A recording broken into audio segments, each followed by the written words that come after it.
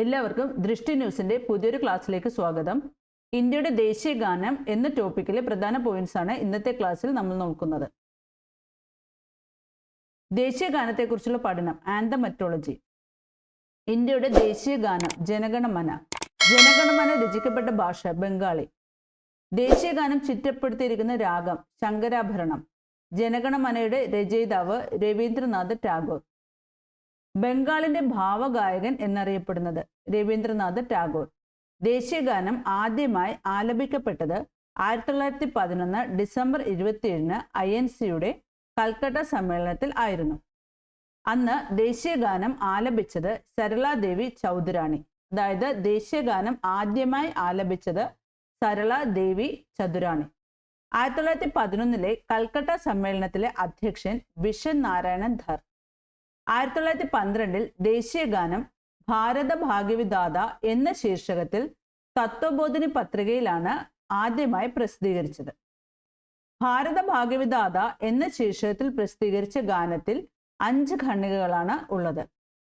1950 ജനുവരി 24 ഭരണഘടനാ നിർമ്മാണ സമിതി ദേശീയ ഗാനം അംഗീകരിച്ചത്.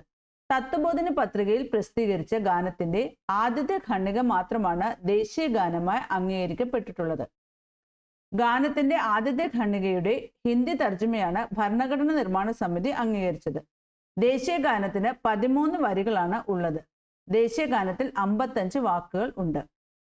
ദേശീയ ഗാനത്തിൽ ജയ എന്ന പദം 10 തവണ ആവർത്തിക്കപ്പെട്ടിട്ടുണ്ട്. കൽക്കട്ടയ്ക്ക് പുറത്ത് ആദ്യമായി ദേശീയ ഗാനം ആലപിക്കപ്പെട്ടത് മദനപ്പള്ളി ആന്ധ്രാപ്രദേശിലാണ്. രവീന്ദ്രനാഥ് ടാഗോറാണ് മദനപ്പള്ളിയിൽ ദേശീയ ഗാനം ആലപിച്ചത്. ദേശീയ ഗാനത്തിന്റെ ഇംഗ്ലീഷ് പരിഭാഷയാണ് മോർണിംഗ് സോങ് ഓഫ് ഇന്ത്യ. ദേശീയ ഗാനം ഇംഗ്ലീഷിലേക്ക് തർജ്ജമ ചെയ്തത് രവീന്ദ്രനാഥ് ടാഗോർ തന്നെയായിരുന്നു. ദേശീയ ഗാനം ഇംഗ്ലീഷിലേക്ക് തർജ്ജമ ചെയ്യാൻ രവീന്ദ്രനാഥ് ടാഗോറിനെ സഹായിച്ചത് മാർഗരറ്റ് കസിൻസ്. ആന്ധ്രാപ്രദേശിലെ മദനപ്പള്ളിയിൽ വെച്ചാണ് ദേശീയ ഗാനം ഇംഗ്ലീഷിലേക്ക് തർജ്ജമ ചെയ്തത് 1919. ദേശീയ ഗാനം ഹിന്ദിയിലേക്ക് തർജ്ജമ ചെയ്തത് ആബിദ് അലി. ദേശീയ ഗാനത്തിന്റെ ഹിന്ദി പരിഭാഷയ്ക്ക് സംഗീതം നൽകിയത് ക്യാപ്റ്റൻ രാം സിംഗ് ഠാക്കൂർ. ദേശീയ ഗാനത്തിന്റെ ഹിന്ദി പരിഭാഷ സുബഹ് സുഖ് ചെയിൻ എന്നാണ് അറിയപ്പെടുന്നത്. ദേശീയ ഗാനം മലയാളത്തിലേക്ക് തർജ്ജമ ചെയ്തത് കുറ്റിപ്പുറത്ത് കേശവൻ നായർ. ദേശീയ ഗാനത്തിൽ പ്രതിപാദിച്ചിരിക്കുന്ന പർവ്വതങ്ങളാണ് വിന്ധ്യയും ഹിമാലയവും. ഇതിൽ വിന്ധ്യ പർവ്വതമാണ് ആദ്യം പരാമർശിക്കപ്പെട്ടിട്ടുള്ളത്. ദേശീയ ഗാനത്തിൽ പ്രതിപാദിച്ചിരിക്കുന്ന നദികളാണ് യമുനയും ഗംഗയും. യമുനയാണ് ആദ്യം പരാമർശിച്ചിരിക്കുന്ന നദി. ദേശീയ ഗാനത്തിലെ ഉൽക്കല എന്ന പദം ഒഡീഷയെ സൂചിപ്പിക്കുന്നു. ദേശീയ ഗാനത്തിലെ ദ്രാവിഡ എന്ന പദം ദക്ഷിണേന്ത്യൻ പ്രദേശങ്ങളെ സൂചിപ്പിക്കുന്നു. 1947 ഓഗസ്റ്റ് 14 അർദ്ധരാത്രി ഭരണഘടനാ നിർമ്മാണ സഭ സമ്മേളനം അവസാനിപ്പിച്ചപ്പോൾ ജനഗണമന ആലപിച്ചുകൊണ്ടാണ് സമ്മേളനം അവസാനിപ്പിച്ചത്. സമ്മേളനം ആരംഭിച്ചപ്പോൾ ദേശീയ ഗീതമായ വന്ദേ മാതരമാണ് ആലപിച്ചത്.